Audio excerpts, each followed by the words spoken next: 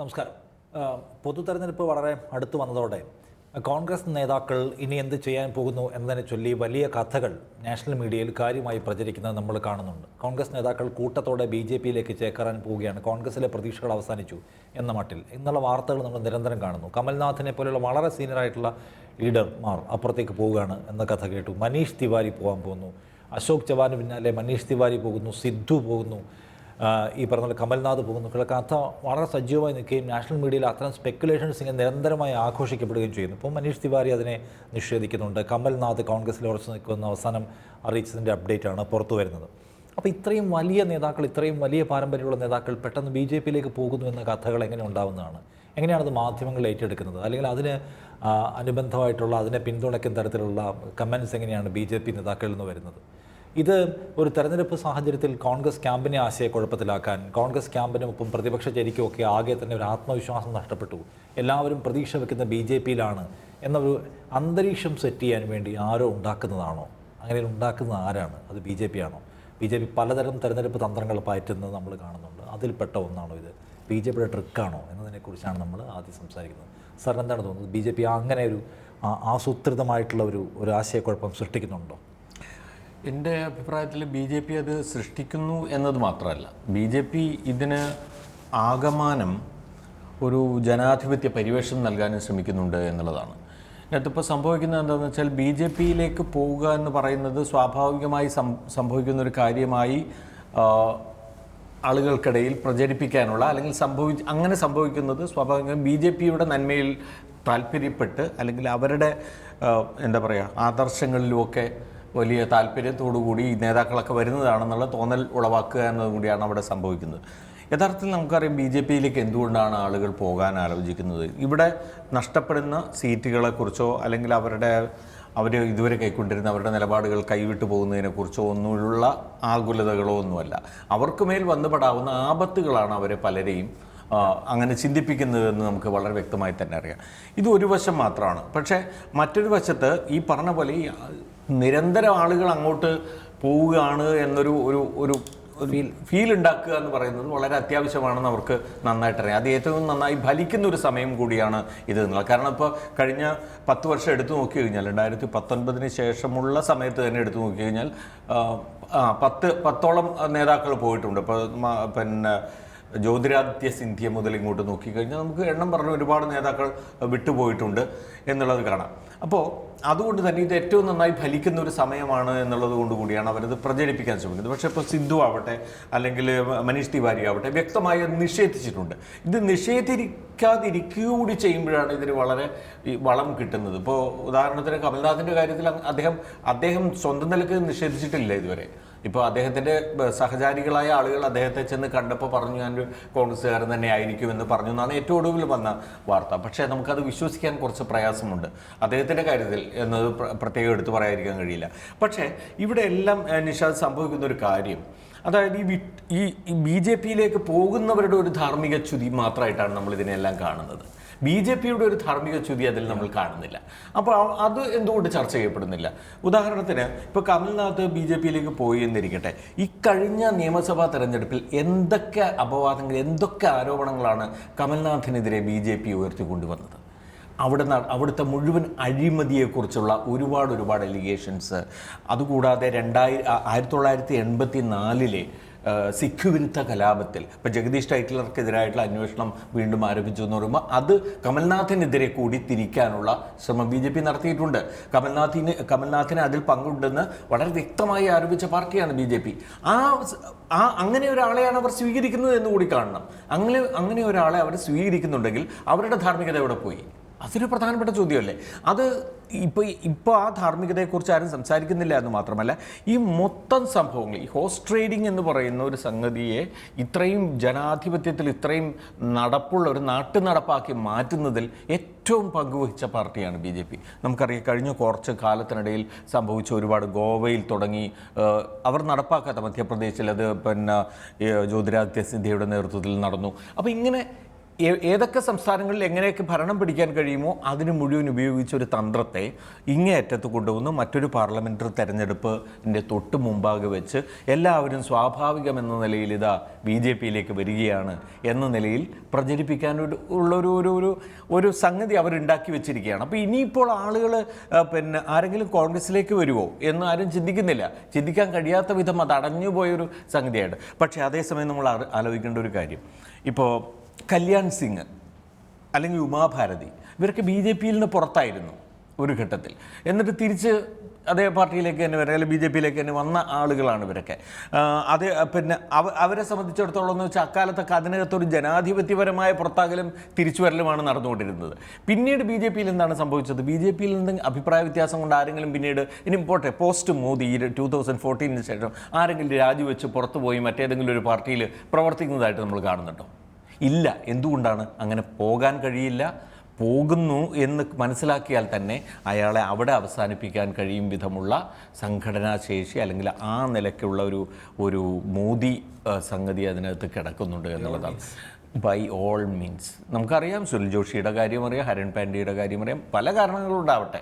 അപ്പോൾ അതുപോലെ തന്നെ ഇല്ലാതാക്കാൻ ഇപ്പോൾ കല്യാൺ സിംഗ് അങ്ങനെ ഒരു കല്യാൺ സിംഗ് 2019-ലോ 20-ലോ 22-ലോ ഒക്കെയാണ് ഉണ്ടായിരുന്നതെങ്കിൽ കല്യാൺ സിംഗ് പുറത്തു പോവുകയല്ല ചെയ്യുക എന്ന് ഞാൻ പറയുന്നു. അപ്പോൾ അത് സംഭവിക്കാൻ ആ പാർട്ടിയിൽ നിന്ന് ഒരാൾ പുറത്തു പോവുക ഇപ്പോൾ എന്താ, അല്ലെങ്കിൽ സൈലൻസ്ഡ് ആവുന്നു. അദ്വാനി അല്ലെങ്കിൽ പിന്നെ മുരളി മനോഹർ ജോഷി, ഒരു പരിധിവരെ വാജ്പേയി, ഇങ്ങനെ സൈലൻസ്ഡ് ആവുന്നു, സൈഡ് ലൈൻഡ് ആവുന്നു, അല്ലെങ്കിൽ അവർ ഇല്ലാതാവുന്നു. ഇത് രണ്ടിലേതെങ്കിലും ഒന്നും സംഭവിക്കുക എന്നല്ലാതെ ആ പാർട്ടിയിൽ നിന്ന് പുറത്തു പോകാൻ പോലുമുള്ള ജനാധിപത്യത്തിൻ്റെ കണ്ടന്റ് ആ പാർട്ടിയിൽ ഇല്ല. എന്നിട്ടാണ് അവർ ഈ വരുന്നവരെ മുഴുവൻ അവരെന്തോ മറ്റിടത്തെന്തോ പ്രശ്നം കാരണങ്ങൾ ഞാൻ ആ വഴിക്കാണ് അതിനെ കാണുന്നത്. കോൺഗ്രസിൻ്റെ ദൗർബല്യങ്ങളും പ്രശ്നങ്ങളും അവിടെ നിൽക്കട്ടെ. BJP അവരെ സ്വീകരിക്കുമ്പോൾ സംഭവിക്കുന്നത് യഥാർത്ഥത്തിൽ ജനാധിപത്യപരമായ ഒരു ചേരിമാറ്റമല്ല.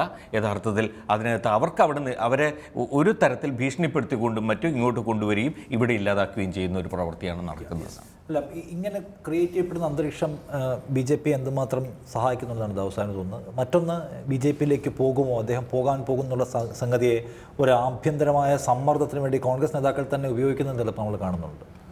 അല്ല, ഈ പോകുമോ പോകില്ലയോ എന്നുള്ളത് നമുക്ക് ഒരിക്കലും നിശ്ചയം പറയാൻ പറ്റില്ല. ഇപ്പോൾ കമൽനാഥിൻ്റെ കാര്യം, മനീഷ് തിവാരിയുടെ കാര്യം സാറ് സംസാരിച്ചു. പക്ഷെ ഒരാഴ്ച മുമ്പ് അശോക് ചവാൻ പോയിട്ടുണ്ട്, നമ്മൾ മനസ്സിലാക്കണം. അദ്ദേഹം അവിടെ മുഖ്യമന്ത്രിയായിരുന്ന ആളാണ്, മഹാരാഷ്ട്രയിൽ മുഖ്യമന്ത്രിയായിരുന്ന ആളാണ്. അപ്പോൾ അങ്ങനെ മഹാരാഷ്ട്രയിൽ കോൺഗ്രസിൻ്റെ മുഖ്യമന്ത്രിയായിരുന്ന ഒരാൾക്ക് പ്രിൻസിപ്പൽ അപ്പോണൻറ്റ് പാർട്ടിയിൽ ഒരു ദിവസം അങ്ങ് മാറാം, അത് ഒരു പ്രയാസകരമായിട്ടുള്ള ഒരു സംഗതി അല്ലാത്ത വിധം നമ്മുടെ രാഷ്ട്രീയം മാറിയിട്ടുണ്ട്. അത് നമ്മൾ കാണണം. ഇപ്പോൾ കോൺഗ്രസ് എന്ന് പറയുന്ന പ്രസ്ഥാനം ഫോം ചെയ്യപ്പെടുന്ന നമുക്കറിയാം, ഇന്ത്യൻ ദേശീയതയെ മുൻനിർത്തി അല്ലെങ്കിൽ കൊളോണിയൽ വിരുദ്ധതയെ മുൻനിർത്തി രൂപപ്പെട്ട ഒരു പ്രസ്ഥാനമാണ്. അന്ന് അതിൻ്റെ ഒരു മോട്ടിവേറ്റിംഗ് ഫാക്ടർ എന്താണ്? ദേശീയ പ്രസ്ഥാനം എന്നുള്ളതാണ്. ആ നിലക്ക് വലിയ ത്യാഗങ്ങൾ സഹിച്ച ഇന്ത്യൻ ദേശീയതയുടെ ഫോർമേഷനിൽ തന്നെ വളരെ പ്രധാനപ്പെട്ട പങ്ക് വഹിച്ച ഒരു പാർട്ടിയാണ്. പക്ഷേ ഇന്ന് അങ്ങനെയല്ല. ഇന്ന് അധികാര രാഷ്ട്രീയത്തിൻ്റെ ഭാഗമായിട്ടുള്ള ഒരു സംവിധാനമാണ് ഏതാണ്ട് എല്ലാ പാർട്ടികളെയും പോലെ തന്നെ. അപ്പോൾ അങ്ങനെ ഇരിക്കെ അധികാരം ലഭിക്കാൻ പോകുന്നില്ല. ഇവിടെ നിന്നിട്ട് ഇങ്ങനെ പണിയെടുത്തിട്ട് എന്തു കാര്യം എന്നൊരു മനുഷ്യനെ ആലോചിക്കാമല്ലോ. അത് എന്തിനാണ് ഇന്ന് രാഷ്ട്രീയത്തിൽ പ്രവർത്തിക്കുന്നത്? അധികാരലബ്ധി എന്നുള്ളത് അതിൽ വളരെ പ്രധാനപ്പെട്ട ഒരു ഘടകമാണ്. അപ്പോൾ അധികാരം ലഭിക്കാൻ പോകുന്നില്ല ഒരു വശത്ത്. അല്ലെങ്കിൽ പോട്ടെ, അത് വേണമെങ്കിൽ ഏതൊക്കെ നിലക്കുള്ള ഒരു ആശയപരമായ വ്യക്തത വേണം. എൻ്റെ പോളിസി, എൻ്റെ രാഷ്ട്രീയം, എൻ്റെ നിലപാട്, എൻ്റെ ഫിലോസഫി ഇതാണ്. ആ ഞാൻ ഏറ്റവും കമ്മിറ്റഡ് ആയിട്ടുള്ള എൻ്റെ ഫിലോസഫിയോടാണ് എന്ന് വിചാരിക്കുന്ന ഒരാൾക്ക് അധികാരമോ അല്ല മറ്റ് സ്ഥാനമാനങ്ങളോ ഭൗതികമായ നേട്ടങ്ങളൊന്നും ഇല്ലെങ്കിലും പിടിച്ചു നിൽക്കാൻ പറ്റും. ഇപ്പോൾ കമൽനാഥിനെ എടുക്കുക. BJPയിൽ പോകാതിരിക്കാൻ മാത്രമുള്ള ഒരു ഫിലോസഫിക്കൽ അടിത്തറ എന്താ അദ്ദേഹത്തിനുള്ളത്? അദ്ദേഹം കഴിഞ്ഞ ഇലക്ഷൻ ക്യാമ്പയിനിൽ തന്നെ എന്താണ് സംസാരിച്ചത്? വി ആർ ബെറ്റർ BJP എന്നുള്ളതാണല്ലോ. ഞങ്ങളാണ് രാമക്ഷേത്രത്തിന് കൂടുതൽ പണിയെടുത്തത്, ഞങ്ങളാണ് അത് അവരെക്കാൾ മുമ്പേ ചെയ്തത് എന്ന് പറഞ്ഞുകൊണ്ടിരുന്ന ഒരാളാണ്. അപ്പോൾ അങ്ങനെ പറഞ്ഞുകൊണ്ടിരുന്ന ഒരാൾ മധ്യപ്രദേശിൽ എന്തിനാണ് കോൺഗ്രസ് നയിച്ചത്? അത് പറഞ്ഞ് മധ്യപ്രദേശിൽ അധികാരം പിടിക്കാൻ വേണ്ടിയാണ്. അദ്ദേഹത്തിന് ഇപ്പോൾ തിരിച്ചറിയുന്നു എന്ത്? അധികാരം ലഭിക്കാൻ പോകുന്നില്ല. അപ്പോൾ അദ്ദേഹം അങ്ങോട്ട് പോയി എന്ന് വിചാരിക്കുക, അതിൽ അത്ഭുതപ്പെടാനൊന്നുമില്ല. അപ്പോൾ അതുകൊണ്ട് ആളുകൾ ഇനിയും പോയേക്കാം. ചിലപ്പോൾ നിഷാദ് പറഞ്ഞ മാതിരി ഇത് ഒരു സൈക്കോളജിക്കൽ വാർഫെയർ എന്ന് പറയുന്ന നിലക്ക് ഇങ്ങനെ നിരന്തരം വാർത്ത പ്രചരിപ്പിച്ചുകൊണ്ടിരിക്കുക. അപ്പോൾ അത് സംഭവിക്കുക എന്താ പറയുക? ആത്മവിശ്വാസം തകരുക എന്നുള്ളത് മാത്രമല്ല, പരസ്പര വിശ്വാസം നഷ്ടപ്പെടും. അതാണ് അതിൽ ഏറ്റവും പ്രധാനപ്പെട്ട. ഈ ചങ്ങ ഇപ്പോൾ ഒരു കമ്മിറ്റി ഇരിക്കുകയാണ്, നമ്മൾ എവിടെ മത്സരിക്കണം, ആരൊക്കെ മത്സരിപ്പിക്കണം ആലോചിക്കാൻ വേണ്ടി ഒരു കമ്മിറ്റി ഇരിക്കുമ്പോൾ ആ ചങ്ങായി മറ്റന്നാൾ അങ്ങോട്ട് പോവുമോ, അല്ലെ ഇവനെ വിശ്വസിക്കാൻ പറ്റുമോ, അല്ലെ ഈ ചർച്ചയൊക്കെ ഇവൻ ലീക്കാക്കുമോ എന്നൊക്കെ സംശയിക്കാമല്ലോ. ഈ പറയുന്ന അവിശ്വാസം, നേതൃനിരയിൽ തന്നെ അവിശ്വാസം ഉണ്ടാക്കുക എന്ന് പറഞ്ഞിട്ടുണ്ടെങ്കിൽ അത് ഗംഭീരമായ സ്ട്രാറ്റജി അല്ലേ. അത് വർക്ക് ചെയ്ത് കഴിഞ്ഞു. അത് വർക്ക് ചെയ്ത് കഴിഞ്ഞു. അപ്പോൾ അതിൽ മീഡിയ ഇഷ്ടം പോലെ സഹായിക്കുന്നുണ്ട്. ഇപ്പോൾ മനീഷ് തിവാരിയുടെ എക്സിൽ ഏറ്റവും ഒടുവിൽ അദ്ദേഹം ഇട്ടിരിക്കുന്ന അവിടെയുള്ള ഒരു കോൺഗ്രസിൻ്റെ ജില്ലാ പരിഷത്ത് നേതാവിൻ്റെ മകളുടെ കല്യാണത്തിന് പുള്ളി ഇരിക്കുന്ന പടമാണ് വെച്ചിരിക്കുന്നത്. ഇത് മീഡിയക്കാരെ നോക്കൂ, ഞാൻ ഇവിടെ ഈ നമ്മുടെ പ്രവർത്തകരുടെ കല്യാണത്തിലിരിക്കുകയാണ്. കുറേ അവിടെയുള്ള നേതാക്കന്മാരുടെ പേരൊക്കെ ടാഗ് ചെയ്യുന്നുണ്ട്, അവരൊക്കെ എൻ്റെ കൂടെ ഉണ്ട്, നിങ്ങളൊന്ന് വന്ന് കാണ് എന്നാണ് പുള്ളി എഴുതിയിരിക്കുന്നത്. അപ്പോൾ ഈ പറയുന്ന ഞാൻ ഇവിടെ തന്നെ ഉണ്ട്, നിങ്ങളുടെ കൂടെ തന്നെ ഉണ്ട് എന്ന് ഓരോ നേതാവും ഓരോ നിമിഷവും ഇങ്ങനെ ആവർത്തിച്ചുറപ്പിക്കേണ്ട ഒരു സാഹചര്യമുണ്ട്. ഒരു ഭാഗത്ത്, മറുഭാഗത്ത് ഇവനെ വിശ്വസിക്കാൻ പറ്റുമോ അവനെ വിശ്വസിക്കാൻ പറ്റുമോ എന്നൊക്കെ പറയുന്ന ഒരു സാഹചര്യം അങ്ങനെയും സൃഷ്ടിക്കുന്നു. അപ്പോൾ ഇത് രണ്ടും ആളുകൾ പോകും, അവിശ്വാസം ഉണ്ടാക്കാൻ വേണ്ടി ചെയ്യാം. പക്ഷേ ഒരു കാര്യം നമ്മൾ മനസ്സിലാക്കേണ്ടത്, 2004 വാജ്പേയിയുടെ അവസാന കാലത്ത് സമാനമായ സാഹചര്യം ഇന്ത്യയിൽ ഉണ്ടായിരുന്നു. അന്നാണ് വളരെ പ്രസിദ്ധമായ ഇന്ത്യ ഷൈനിങ് ക്യാമ്പയിൻ നടക്കുന്നത്. ഇന്ത്യൻ രാഷ്ട്രീയ ചരിത്രത്തിൽ ഇത്രയധികം ഡിസ്കസ് ചെയ്യപ്പെട്ട ഒരു ക്യാമ്പയിൻ ഇല്ല. ആ ക്യാമ്പയിൻ BJP അല്ല, ഗവൺമെൻറ് ക്യാമ്പയിനായിരുന്നു. അത് എന്താണ് ഗ്രേ ഇൻ്റർനാഷണൽ എന്ന് പറഞ്ഞിട്ടൊരു ഏജൻസിയാണ്, മഹാജനായിരുന്നു അതിൻ്റെ ചാർജ്. ആ ക്യാമ്പയിൻ ഇങ്ങനെ അടിച്ചു വിടുകയാണ്, ഗംഭീരമായിട്ട് ആ ക്യാമ്പയിൻ നടക്കുകയാണ്.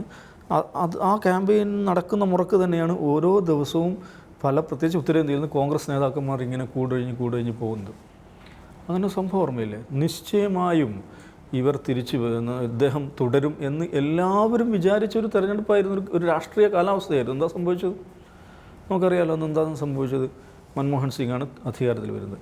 അങ്ങനെയും ഇന്ത്യയിൽ സംഭവിച്ചിട്ടുണ്ട്.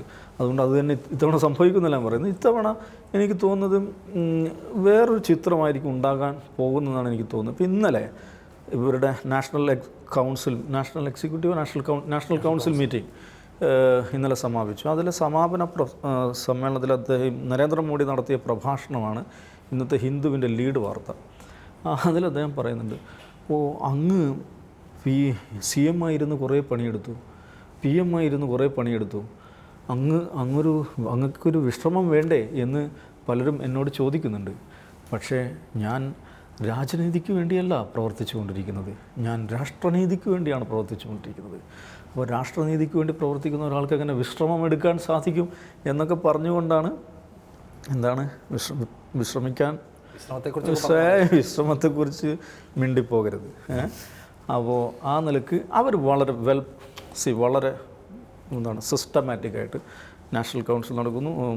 അതിനു മുമ്പ് ബൂത്ത് തല ആളുകളുടെ മീറ്റിംഗ് നടക്കുന്നു. വളരെ ഓയിൽഡ് മെഷീൻ എന്നൊക്കെ പറയണ മാതിരി വളരെ ഗംഭീരമായിട്ട് അവർ പ്രവർത്തിക്കുന്നുണ്ട്.